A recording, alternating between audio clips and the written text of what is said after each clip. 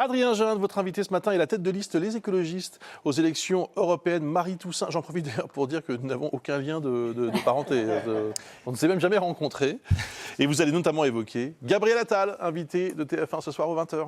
Bonjour Marie Toussaint. Bonjour. Effectivement, le Premier ministre fera ce soir des annonces, notamment au sujet de l'assurance chômage. Son gouvernement est réuni ce matin en séminaire à ce sujet.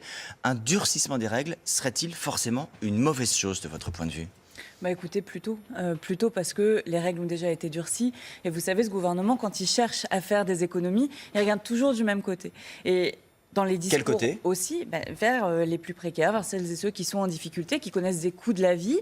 Ou vers un retour à l'emploi. L'idée, c'est d'inciter au retour à l'emploi. Vous savez, moi, il y a une chose qui me frappe. C'est le domaine dans lequel on peut le plus créer d'emplois à l'avenir, c'est la rénovation thermique des bâtiments. Dans quel budget a coupé Monsieur le maire dès qu'il s'est agi de faire des économies dans la rénovation thermique des bâtiments? Il y a une moindre augmentation des budgets. D'accord, mais il y a une contradiction quand même entre le fait de dire on va aller couper là où on pourrait créer de l'emploi et en même temps on va demander aux chômeurs de retrouver plus vite de l'emploi. Donc ça, moi je le regrette. Je trouve qu'on est dans une forme de mépris des plus pauvres en fait. Et les plus pauvres, le nombre des plus pauvres s'agrandit et on a de plus en plus de gens en risque de situation de précarité. Je crois qu'il faudrait regarder ailleurs quand on veut faire des économies. Il y a d'autres sujets, vous avez raison, sur le travail. Par exemple, le gouvernement envisage la semaine en 4 jours pour les fonctionnaires. Est-ce que ça trouve davantage grâce à vos yeux? Non, parce que c'est un peu une entourloupe. Pourquoi ça? Mais parce que c'est une entourloupe. Nous, on est là, les écologistes, la Convention citoyenne pour le climat, les syndicats, d'ailleurs au niveau européen, à dire qu'il faudrait une semaine de 4 jours. C'est-à-dire qu'on réduit le temps de travail pour mieux le partager, on améliore les conditions de travail. Gabriel Attal arrive et dit on va faire une semaine de 4 jours. Donc je veux que celles et ceux qui nous écoutent comprennent bien. Ça veut dire que ce qu'on faisait avant en 5 jours, on va le faire en 4 jours. Ça veut dire plus de pression, plus d'intensité, plus de burn-out, plus de maladies professionnelles potentiellement. Donc moi je ne veux pas me mettre à la place ni des Françaises ou des Français ou des syndicats. Ça va être à eux de choisir. Mais j'entends les alertes des syndicats, de la CFDT, de la CGT et d'autres qui disent attention, on a des conditions de travail qui sont déjà difficiles, il ne faut pas les empirer. Donc pourquoi pas des expérimentations, mais voilà, en protégeant les salariés. On parlait du déficit à l'instant. Bon, le fait est que les chiffres de l'INSEE hier ont montré un sacré dérapage, 5,5 au lieu de 4,9%. Est-ce qu'il faut réduire ce déficit? Est-ce que pour vous, ça doit être un objectif de la politique gouvernementale? Écoutez, les déficits, on ne peut pas les laisser couler à l'infini. Par contre, moi, ce que j'aimerais, c'est qu'on ait une politique budgétaire qui soit alignée sur la politique climatique.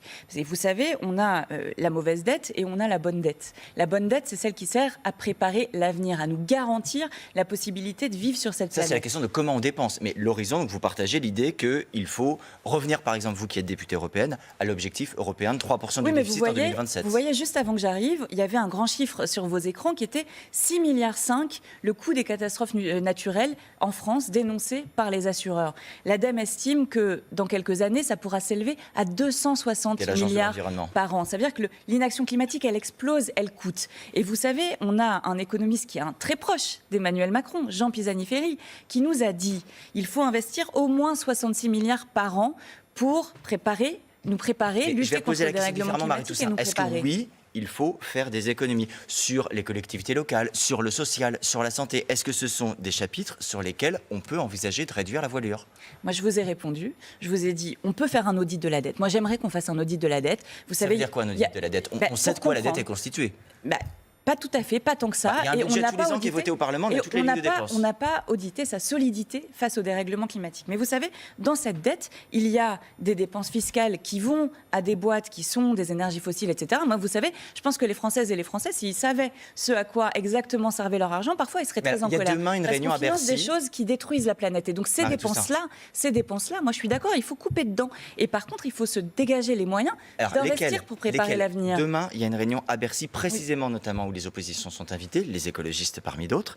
Quelle proposition votre parti va faire? Sur quelle ligne vous feriez l'économie qui permettrait de rétablir ces dépenses? Moi, je vous l'ai dit, on a des dépenses qui détruisent la planète. On a besoin d'un audit de la dette pour vérifier à quel point elle tient concrètement, face au dérèglement climatique. Un exemple d'une dépense que vous souhaitez supprimer? Mais moi, en fait, ce que je vous explique, c'est que, et ce n'est pas parce qu'on le veut, parce que nous sommes capricieux, c'est parce que nous avons besoin d'investir. Et donc, il faut dégager des marges de manœuvre pour investir. C'est ça qu'il faut qu'on fasse, Monsieur Gendre. Alors, je suis désolée si ça vous contrarie un peu, mais la réalité, c'est que si on n'agit pas, si on n'investit pas, demain, ça coûtera beaucoup plus cher. Je vous ai dit, les assureurs disent 6,5 milliards cette année, simplement pour les catastrophes naturelles. L'ADEME nous dit, attention, bientôt, ce sera 260 milliards par an. Vous vous rendez bien compte que cela, on ne pourra pas le financer. La seule manière dont on n'aura pas à payer cet argent, c'est en agissant aujourd'hui. Donc le rapport Pisani-Ferry-Mahfouz, il nous dit 66 milliards par an. Au niveau européen, on a fait le calcul avec les écologistes européens. C'est 260 milliards d'euros par an en plus dans la décennie qui vient. Il faut trouver les moyens de le faire. En l'occurrence, il y a un moyen qui a été évoqué par Bruno Le Maire pas plus tard qu'hier. Il dit qu'il est tout à fait prêt à ce que l'on regarde un renforcement de la taxation des superprofits dans le secteur énergétique. Là, vous saluez. Il faut avancer. C'est une solution. Nous, on a envie d'aller plus loin, d'aller toucher, par exemple, les armateurs, la CMA-CGM. Je reconnais qu'il faut avancer, bien sûr. Et que le gouvernement le fait. On aimerait bien qu'il fasse plus vite. Vous voulez pas reconnaître le fait que le gouvernement fasse un pas? Si, c'est bien qu'il fasse un pas. Nous, on aimerait qu'il en fasse 10. Alors, hier, une autre annonce du gouvernement, le projet de ratification du CETA, qui est le traité de libre-échange entre l'Union européenne et le Canada, ne sera pas transmis à l'Assemblée nationale avant les européennes. Je rappelle qu'il avait été rejeté par le Sénat la semaine dernière. Ce sujet nécessite un temps de débat apaisé, dit le gouvernement. Est-ce que vous partagez ce besoin de débat apaisé? Écoutez, ça fait 6 ans, 7 ans qu'il est entré en vigueur sans être passé par l'Assemblée. 2017. Voilà, donc on est de toute façon dans un problème démocratique majeur. D'ailleurs, la tête de liste de LREM pour les élections européennes, Valérie Ayé, a dit, mais enfin, c'est pas grave, même si le Parlement s'y oppose, on le maintiendra quand même. Donc voilà, vrai problème démocratique et derrière, qui pose des problèmes de fond, puisque c'est un accord qui est mauvais pour les paysans de France, d'Europe, mauvais pour les paysans canadiens aussi. C'est un accord qui va enrichir quelques-uns, Lactalis par exemple, dont on connaît les profits, les bénéfices. Et qui nous permet d'exporter également, qui permet à certaines de nos filières de se développer. C'est pour ça que je dis principalement pour Lactalis. Vous savez, dans les estimations des emplois perdus par cet accord, c'est plusieurs centaines de milliers.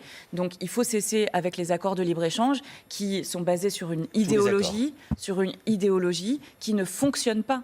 Et par ailleurs, quand on a dépassé les limites de la planète, quand on a un dérèglement climatique qui s'accélère, se dire que ce qui va sauver la planète, ça va être d'échanger plus et plus encore partout à travers le monde, c'est totalement contradictoire. Merci beaucoup Marie-Toussaint d'être venue sur TF1 ce matin. La suite, c'est avec vous, Bruce.